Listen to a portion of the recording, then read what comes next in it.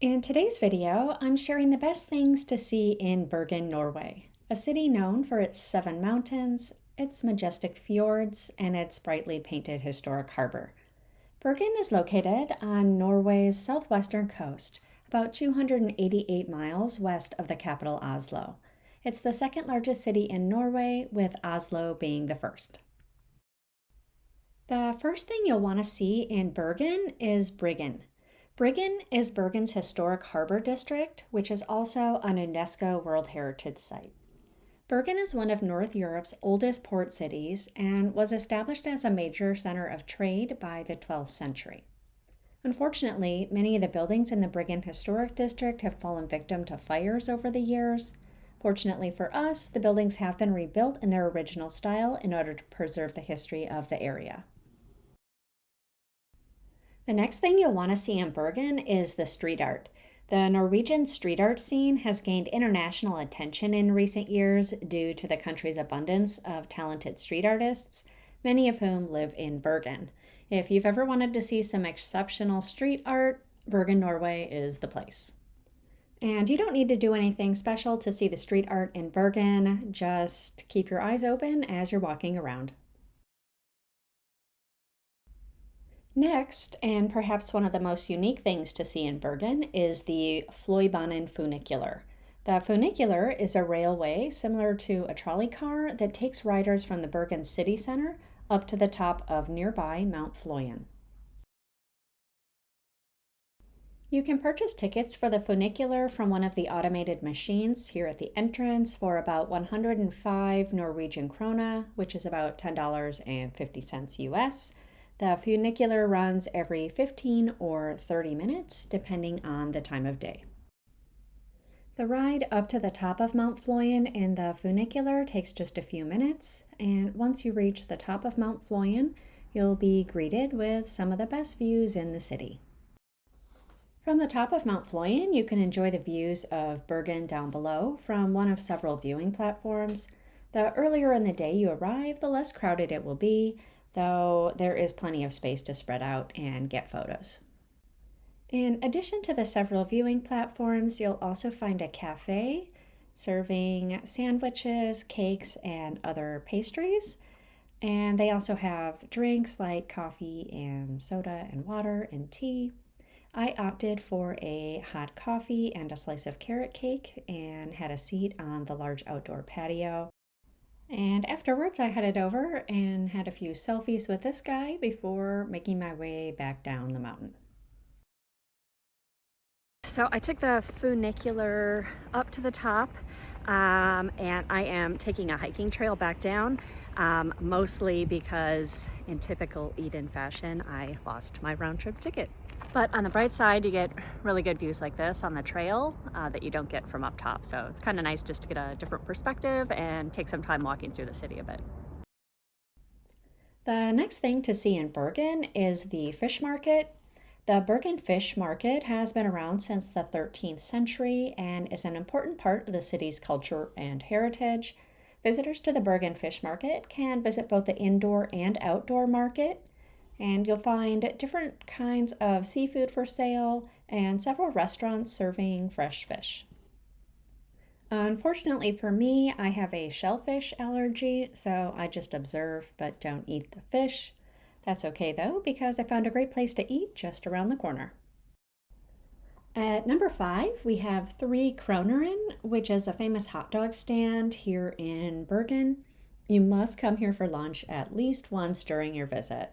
They serve all different varieties of sausages, including pork, lamb, and reindeer. You can also add special toppings like fried onions and lingonberry sauce, mustard, and ketchup. And I opted for a pork sausage with just ketchup and mustard. It was simple but delicious. At number 6, we have the Leprosy Museum. While this may seem like a strange recommendation, leprosy had a strong presence in Norway in the 19th century, and Bergen became home to the largest concentration of leprosy patients in Europe due to the city's 3 leprosy hospitals. Visitors to the Leprosy Museum will learn about the history of the disease, its impact on Norway and Bergen in particular, and what life was like for those living with leprosy in the 19th and 20th centuries.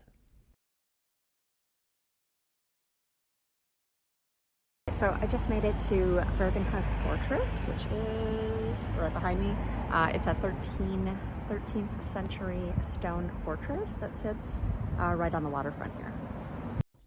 Bergenhus Fortress is made up of multiple structures and fortification walls and dates back to about the year 1240.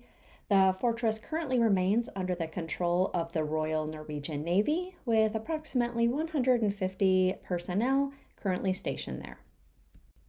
And pictured here is Hakon's Hall, a medieval stone hall located within the fortress. This hall dates back to about the 13th century and is currently the largest secular medieval building in Norway. And if you walk up the hill that's just behind there, you'll get a nice view of the Bergen waterfront. Just be careful, there is no railing here, and that is about a 30 to 40 foot drop. At number 8, we have the famous Ulriken Cablecar, which takes visitors up to the top of Mount Ulriken. This was one of my favorite things to do in Bergen and is something you definitely don't want to miss.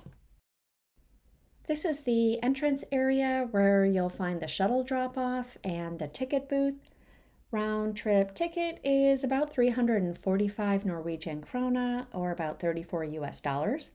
You can purchase tickets at that booth or inside here at one of the automated ticket machines. Once you get your ticket, you'll head over there and go up the stairs up to the cable car boarding area. You'll just stick your ticket in this machine here and the gates will open. And the cars run every 7 to 10 minutes or so, and it takes just 5 minutes to get to the top of Mount Ulriken. Once at the top of Mount Ulriken, you can admire the expansive view from the many viewing platforms, hike one of several mountain trails, or dine at one of the many mountaintop restaurants. As for me, I spent about 2 hours at the top of Mount Ulriken, just enjoying the views and reflecting on my time in Bergen. Honestly, if you get the chance to come here to Bergen, I couldn't recommend it enough. And this is the outdoor patio at one of the restaurants at the top of the mountain. I would have loved to have a glass of wine and sat here and enjoyed that view, but I was here early, so they were closed. And once you're done, you get to ride the cable car back down the mountain and enjoy those views one last time. Next up is to enjoy the best restaurants in Bergen, and the city is known for their cinnamon buns, which is basically a cinnamon roll. I had mine with a cappuccino and it was perfect.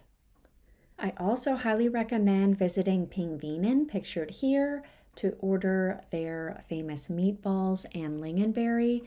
This was hands down my favorite meal in Bergen, and they also had cider, which paired perfectly with those meatballs. I honestly wanted to come back here again because I liked it so much, but unfortunately I ran out of time. But there are plenty of other great restaurants in Bergen. You can even find great Mexican food. These tacos were delicious. Bergen also has a great bar and pub scene. My favorite spot was Dark and Stormy, which is a tiki-style bar right in the historic city center. The drinks and service here were both fantastic. They have well-designed indoor and outdoor spaces for seating, and they played great music. And last but not least, the 10th thing you must see in Bergen are the majestic fjords. A fjord is essentially a long, narrow waterway with steep sides or cliffs created by a glacier. In Norway, the fjords are one of the country's biggest attractions, and Bergen just so happens to have several nearby that are well worth your time to visit. The fjord tours from Bergen depart from the harbor and last about 3.5 hours. I love being out on the water and getting to see more of Norway outside of Bergen. If you're interested in booking one of the fjord tours or reading more about the best things to do in Bergen, I'll include a link to my blog post down in the description below. And if you've made it this far, thank you so much for watching my video. If you liked what you saw, please consider giving this video a like and subscribing to my channel.